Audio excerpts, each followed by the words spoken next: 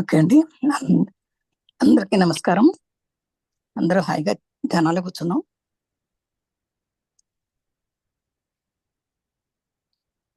హాయిగా మనం వచ్చిన వాళ్ళం అందరం కూర్చున్నాము.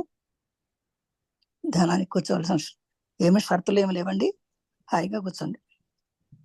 మీరు నచ్చినట్టుగా మీకు స్థిర సుఖాసనంలో కూర్చోండి. ఓన్లీ స్థిరంగా కూర్చోండి. చేతులు క్రాస్ చేసుకుని, కాళ్ళు క్రాస్ చేసుకుని, కళ్ళు మూసుకుని, అవసరమైతే కాస్త మంచినీళ్ళు తాగి కూర్చుంటే మరీ మంచిది. ఎప్పుడు కూడా మెడిటేషన్ ముందు, మెడిటేషన్ తర్వాత కూడా మంచినీళ్ళు తాగడం మంచిది.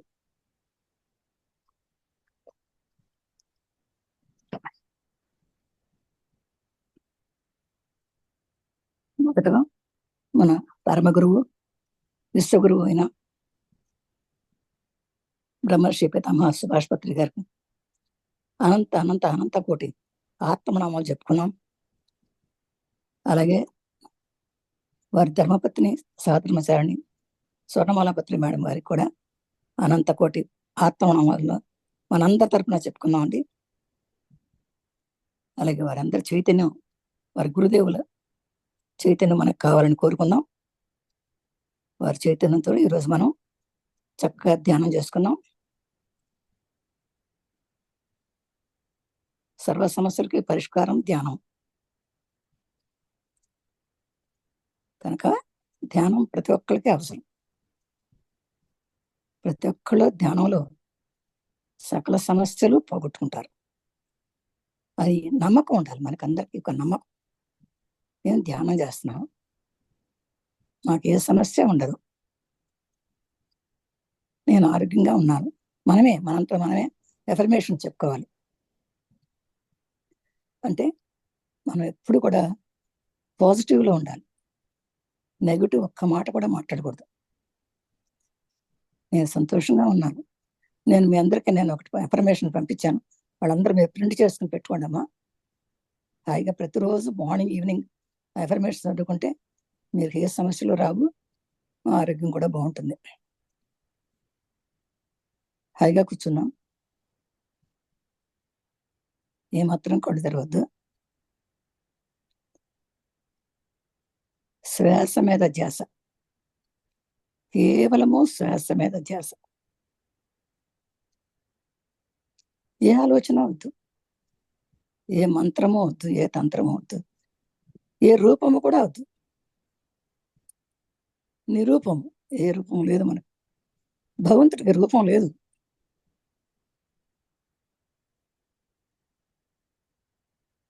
ఏ వికారాలు, నిర్వికారం, ఏ వికారాలు లేవు. కేవలము శ్వాస మీద ధ్యాస, నిశ్శబ్దము, నిర్మలం. ఎక్కడైతే నిశ్శబ్దం ఉంటుందో, ఎక్కడైతే నిర్మలం ఉంటుందో అక్కడే భగవంతుడు ఉంటాడు.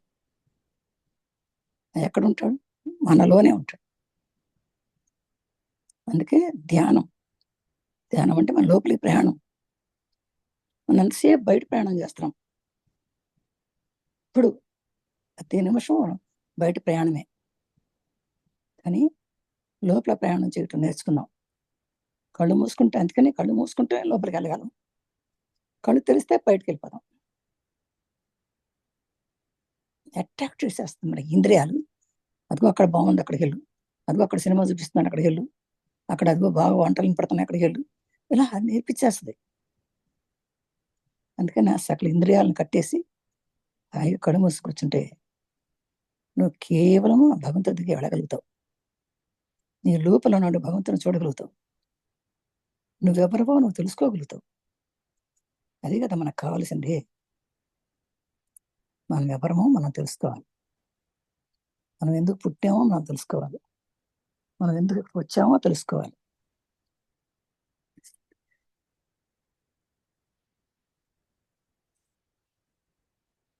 డియర్ మాస్టర్స్, మనమందరం కూడా, ప్రతి ఒక్కళ్ళము కూడా కన్నతల్లి నుండి వచ్చాం కదా. మనందరం మన అమ్మతోటి కనబడ్డాం, కన్నారు. మన తల్లిదండ్రులు మనకు కన్నారు. అందరూ కన్నతల్లి నుండి వచ్చాం. కానీ అందరం కూడా నేల తల్లి ఒడిలోకి వెళ్ళిపోవాల్సిందే. ఇది సత్యం కదా. కన్నతల్లి నుండి వచ్చాము, నేల తల్లిలోకి వెళ్ళిపోతాం. అందుకే ఎందుకు మనకి అంటే చివరిదాకా సంతోషంగా జ్ఞానాన్ని సంపాదించుకుని మనం ఎందుకు పుట్టాము అని ఎరుక కలిగి జీవితాన్ని సార్థకం చేసుకుని మరొక జన్మ లేకుండా చేసుకోవచ్చు. ఆ స్థితి, ఆ సత్తా మనకుంది. మనందరం కన్నతల్లి నుంచి వచ్చి నేల తల్లికి వెళ్ళేటువంటి సత్తా మనకుంది. కానీ అదంతా మర్చిపోయి అక్కడ ఇక్కడ బయట ఏదో ఉంది, ఇక్కడ ఏదో ఉంది, అక్కడ ఏదో ఉంది, అనవసరంగా తిరుగుతున్నాం. కానీ మధ్యలో మనకి ఎంతో మంది మహాత్ములు చెబుతూనే ఉన్నారు. మనం చెప్తున్నా, మన పెడచెవిని పెడుతున్నాం. కానీ ఒకసారి ధ్యానాలు కూర్చుని ఎందరో మహానుభావులు అందరికీ నమస్కారం.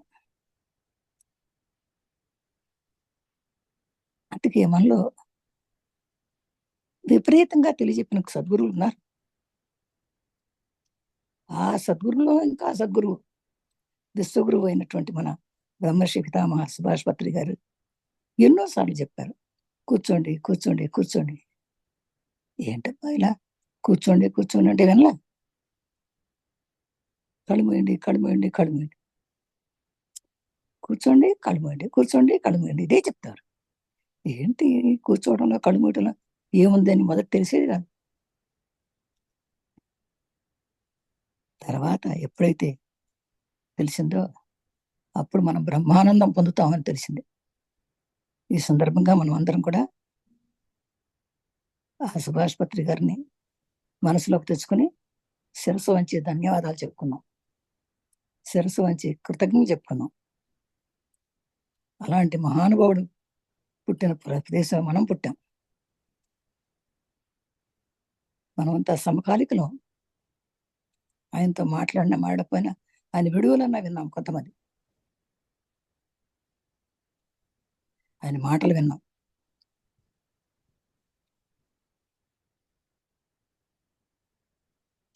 ఆయనకి ఎన్నో లక్షల కోట్ల ధన్యవాదాలు చెప్పుకుందాం అందరం.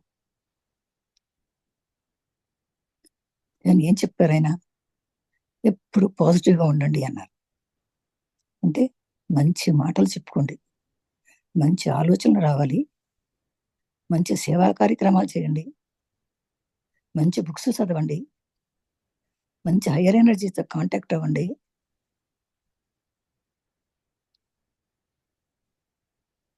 ఎంతో శక్తిని సంపాదించుకోండి.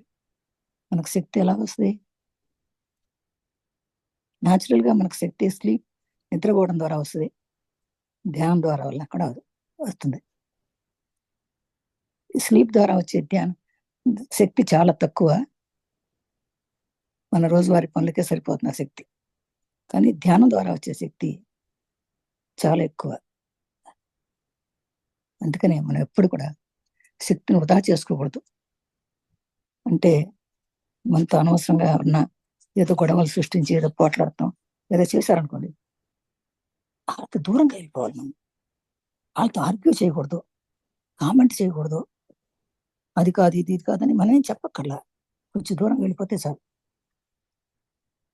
ఎవరిని బ్లేమ్ చేయొద్దు, ఎవరిని కామెంట్ చేయొద్దు. ఇలా చేయకుండా ఉంటే మనకు శక్తి ఉంటుంది. లేకపోతే మనం అనవసరంగా వాళ్ళని బ్లేమ్ చేసి వాళ్ళని కామెంట్ చేస్తే మన శక్తి వృధా అయిపోతుంది. ఎందుకంటే మనం ఎప్పుడు హైయర్ ఎనర్జీని పెంచుకుంటూ పోవాలి. అంటే ధ్యానం ఎక్కువగా చేసుకుంటూ పోవాలి. ఎక్కువ ధ్యానం చేస్తే ఎక్కువ శక్తి వస్తుంది. వీకర్ సోల్స్ ఉన్నాయనుకోండి, మనకి ఎక్కువగా హాస్పిటల్ పడుతుంటారు, ఎక్కువ రోగాల పాల్పడుతుంటారు. వీకర్ సోల్స్ ఏడుస్తూ ఉంటారు, ఆల్కహాల్ తీసుకుంటూ ఉంటారు, నాన్ వెజ్ తింటూ ఉంటారు, లోన్లీగా ఉంటుంటారు. ఎవరైతే హయ్యర్ ఎనర్జీ ఉందో, ఎక్కువసేపు ధ్యానం చేస్తారో వాళ్ళకి ఎక్కువ శక్తి వచ్చి అందరితో కలిసి ఉంటారు. అందరికీ ధ్యానం నేర్పించాలనుకుంటారు, స్వాధ్యానం చేయించాలనుకుంటారు, సేవా కార్యక్రమాలు బాగా ప్రోత్సహిస్తారు. ఆనందంగా ఉంటారు. అందరూ ఆనందమే మన ఆనందం అనుకుంటారు. మన చుట్టూ ఉంటే మన ఎనర్జీని ఇంకా ఇంకా పెరుగుతుంది. ఆ విధంగా ఉంటే మన ఎనర్జీ ఇంకా ఇంకా ఇంకా పెరుగుతుంది. మరింత లోతుల్లోకి వెళ్ళి కాంతి ప్రసరింపజేసుకొని మనం ఎప్పుడైతే లోపలికి వెళ్ళి ఇంకా ధ్యానం చేసుకుంటే మన లోపల కాంతి ప్రసారం జరుగుతుంది.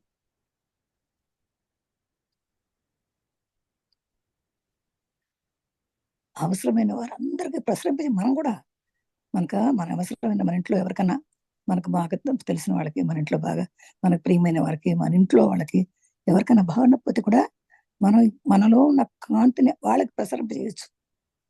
లవ్ ఎనర్జీని పంపించవచ్చు. ఈ కాంతిని పంపించవచ్చు. వాళ్ళకి కూడా ఆరోగ్యం బాగుపడుతుంది.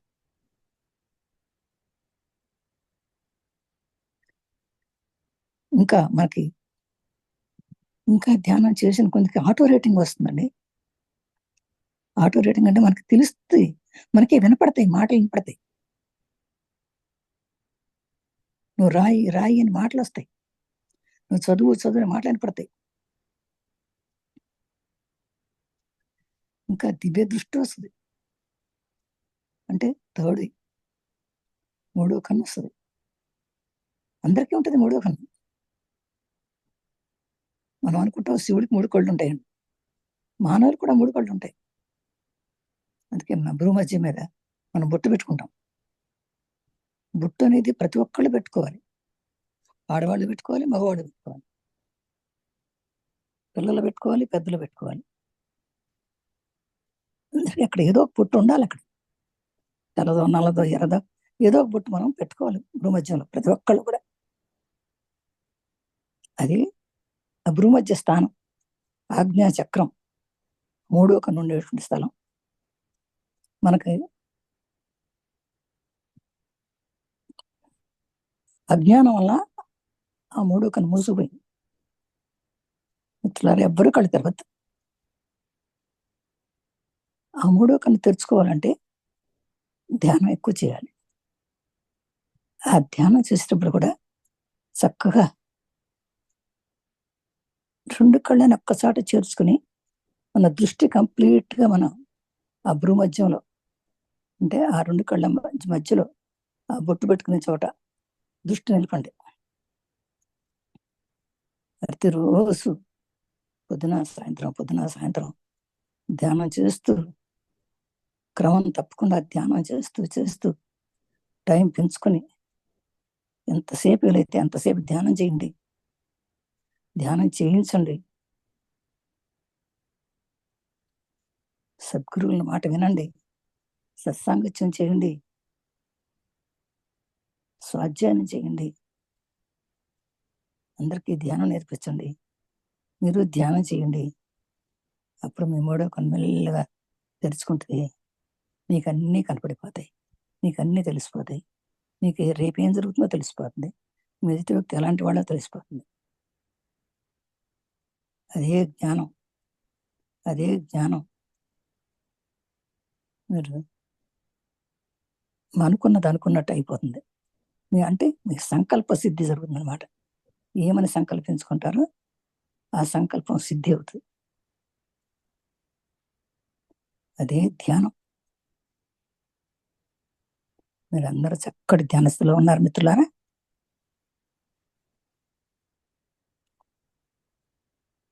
మీ ధ్యానాన్ని చక్కగా అలవరుచుకోండి.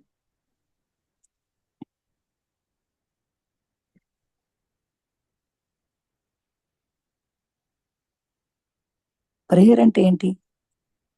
మనం prayer is talk to the God. మనం భగవంతుడితో మాట్లాడతాం. నాకు అది కావాలి, ఇది కావాలి, ఇదని అదే. కానీ మెడిటేషన్ అంటే ఏంటంటే is when you listen to God. భగవంతుడిని వింటాం మనం. ప్రేయర్ అంటే మనం చెప్పడం భగవంతుడు. మెడిటేషన్ అంటే భగవంతుడి మాట మనం వింటాం. ఏది ముఖ్యం ఆలోచించుకోండి మీరు. మెడిటేషన్‌లో భగవంతుడు మనతో మాట్లాడతాడు.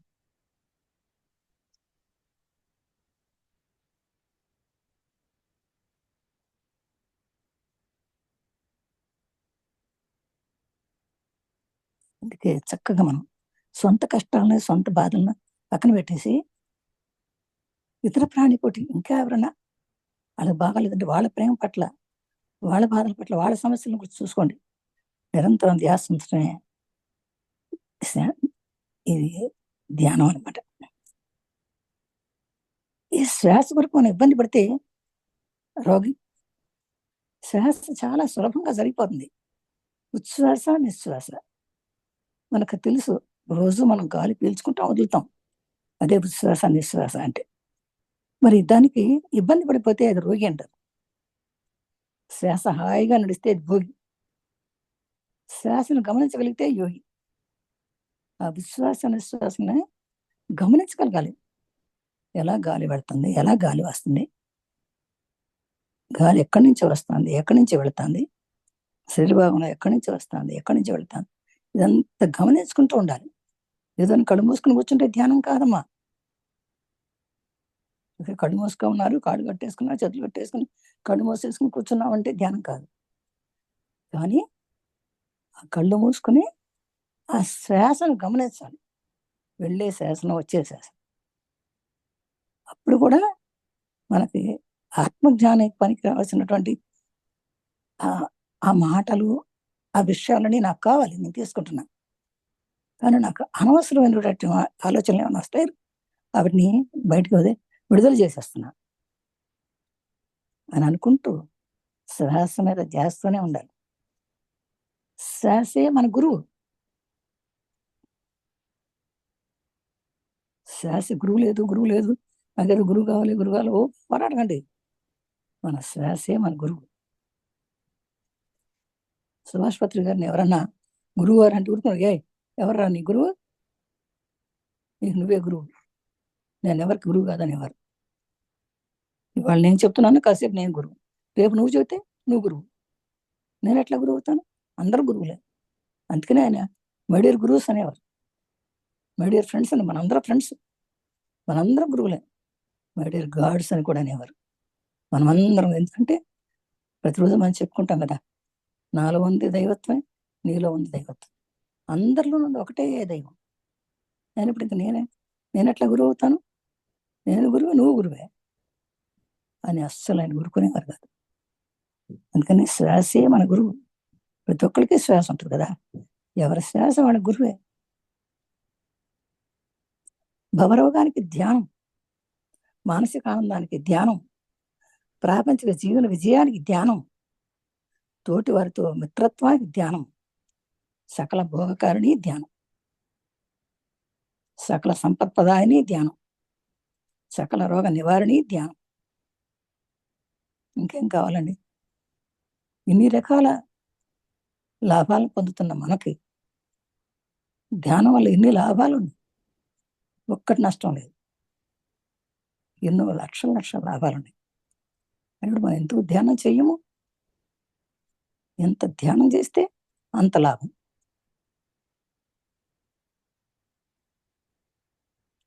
ప్రతిరోజు ధ్యానం చేయాలి. ప్రతిరోజు ధ్యానమే మన ఆహారం. ధ్యానమే ఆహారం.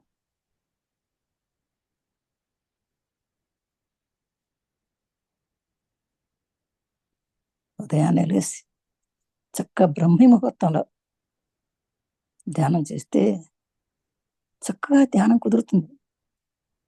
చాలా మంది అంటారు, ధ్యానం కుదరట్లేదండి, ఎంతసేపు కూర్చున్నా కుదరట్లేదు అంటారు. ఎలా కుదురుతుంది? ప్రాపంచిక విషయాలన్నీ మోసుకుంటుంటే ధ్యానం కుదరదు. ప్రపంచంలో ఏది జరిగినా మనకే కావాలనుకుంటే ధ్యానం కుదరదు. చక్కగా ప్రతిరోజు బ్రహ్మ ముహూర్తంలో లేవండి. అప్పుడు ఎక్కడ అందరూ విశ్వం అంతా నిశ్శబ్దంగా ఉంటుంది. బాహ్య ప్రపంచం అంతా నిశ్శబ్దంగా ఉంటుంది. అప్పుడు మీరు చక్కగా ఇన్నర్లోకి వెళ్ళిపోండి. మీ ఇన్నర్లో ఉండండి. మిమ్మల్ని ఎవరైనా డిస్టర్బ్ చేసేవాళ్ళు ఉండరు. ఆ సమయం అత్యంత ఆనందకరమైనటువంటి సమయం అది. ఆ సమయంలో ఎంతసేపు కూర్చుంటే అంతసేపు ధ్యానం కుదురుతుంది. మీరు చక్కగా వర్తమానంలో ఉండండి. Past is history, future is mystery. You must be in present. అందరూ ఎప్పుడు ఆల్వేస్ మనం ప్రజెంట్లోనే ఉండాలి. పాస్ట్లో ఎన్నో జరిగిపోయినాయి, అనవసరం. పాస్ట్ మళ్ళీ రాదు. ఫ్యూచర్లో ఏం జరుగుతుందో నీకు తెలియదు. దాని గురించి ఎందుకు ఆలోచన?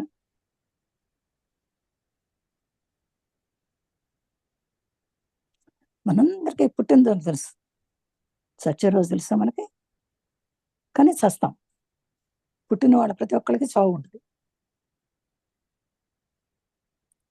ఆ చావు రోజు ఎవరికి తెలియదు. ఈవెన్ డాక్టర్ కూడా చెప్పలేడు.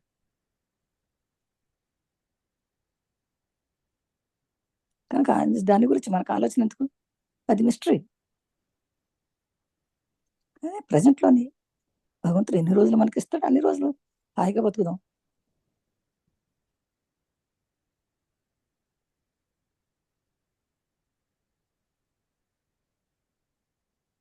హాయిగా కళ్ళు మూసుకో, చక్కగా మనలో మనం ధ్యానం చేద్దాం.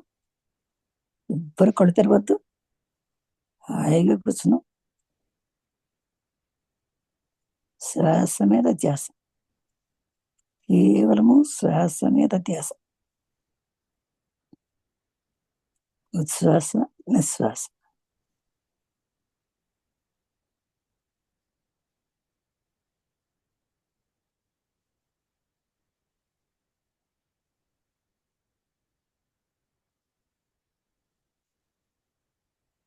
రోజు మనం చూస్తున్నాం మహాకుంభమేళ. కుంభమేళ అంటే ఏంటి? అది ఎక్కడ జరుగుతుంది? ప్రయాగ. ప్రయాగ క్షేత్రం ఏంటి? త్రివేణి. త్రివేణి అంటే గంగా, యమున, సరస్వతి. ఈ గంగా, యమున, సరస్వతి అంటే అవి మనలోనే ఉన్నాయి. పిడ, పింగళ, సుషుమ్న, ఆ మూడు నాడుల కలయికే సంగమం. మన వెన్నెముక చక్కగా ముడి వేసుకుని ఉంటాయి పిడా పింగళ నాడు. సూర్యనాడి, చంద్రనాడి అని కూడా అంటారు. పిడానాడి, పింగళ నాడి, ఆ రెండు మెలిగి వేసుకుని ఉంటాయి మన మూలాధారం నుంచి సహస్రారం దాకా. ఆ మధ్యలో ఉంటుంది ఒక సన్నటి మన వెంట్రుక అంత సన్నగా ఉంటుంది. సుషుమ్న నాడి మధ్యలో అది యాక్టివేట్ చేసుకుంటూ మన ధ్యానంలో కూర్చున్నప్పుడు అది కుండలిని శక్తి అంటారు. దాన్ని మూలాధారం నుంచి సహస్రారం వరకు వెళ్తుంది. అదే త్రివేణి అంటే. అదే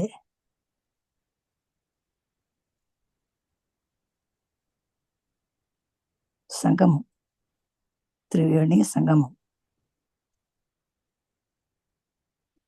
మహాకుంభమేళ.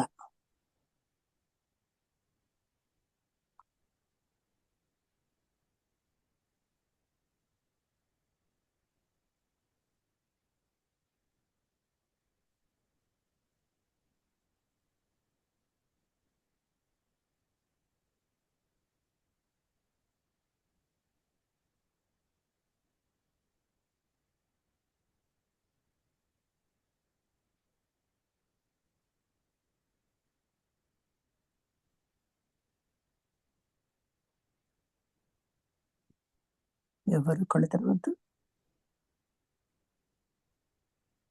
ఆయన కూర్చున్నాం.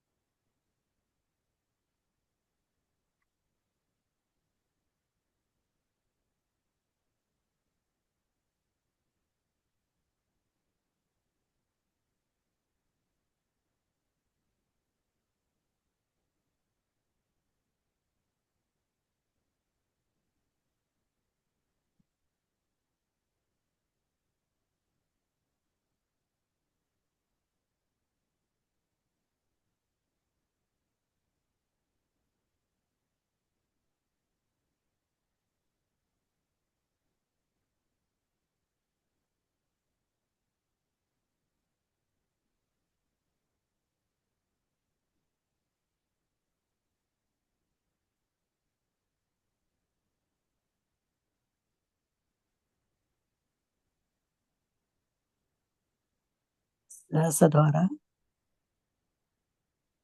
ధ్యాస ద్వారా ఆ ధారణ మాత్రమే గ్రహించాలి. ఉచ్ఛ్వాస నిశ్వాస.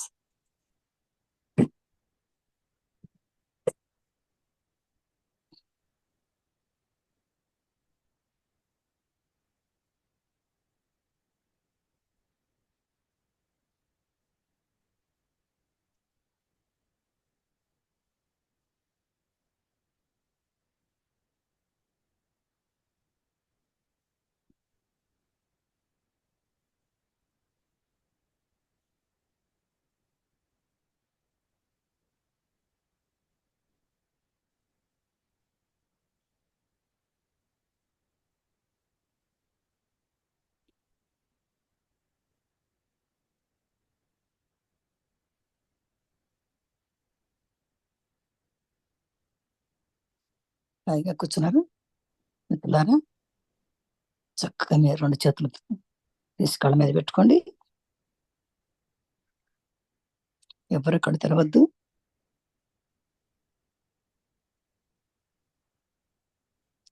5, 4, 3, 2, 1, 0. మెల్లగా కళ్ళు మూస్తూ తెరుస్తూ, మళ్ళీ మూస్తూ మళ్ళీ తెరుస్తూ, చక్కగా కళ్ళు మెల్లగా మెల్లగా ఓపెన్ చేయండి. మీ 2 చేతుల మధ్యలో చూసుకోండి. చిరునవ్వుతూ ఉండండి. కరాగ్రే వస్తే లక్ష్మి, కరమధ్యే సరస్వతి, కరమూలే స్థితౌ గౌరి, ప్రభాతే కరదర్శనం అనుకోండి. చక్కగా చిరునవ్వుతో మీ చేతులను చూసుకుంటూ నమస్కారం చెప్పుకుంటూ, మనకు జన్మనిచ్చిన తల్లిదండ్రులకు నమస్కారం, మనకు విద్య నేర్చిన గురువులకు నమస్కారం, మన కుటుంబ సభ్యులకు, మనం సహకరించకపోతే మన కుటుంబంలో ఏం చేయలేం. మన జీవిత భాగస్వామికి నమస్కారం, మన పిల్లలకి, మన సహోదరులకి, మనకి ఇరుగు పొరుగు వారికి, మన దేశానికి, విశ్వానికి కూడా నమస్కారం చెప్పుకుందాం. సర్వే జనా సుఖినో భవంతు, సమస్తాన్ లోకాన్ సుఖినో భవంతు, సర్వం శ్రీకృష్ణార్పణమస్తు, హరి ఓం తత్సత్ అనుకుంటూ చక్కగా ఈ చిరునవ్వుతో ఉండి అందరికీ ధన్యవాదాలు చెప్పుకుందాం. ధ్యానం బాగా జరిగినందుకు ఒకసారి క్లాప్స్ కొట్టుకోండి. అందరూ క్లాప్స్ కొట్టుకున్నాం. ధన్యవాదాలు. Thank you.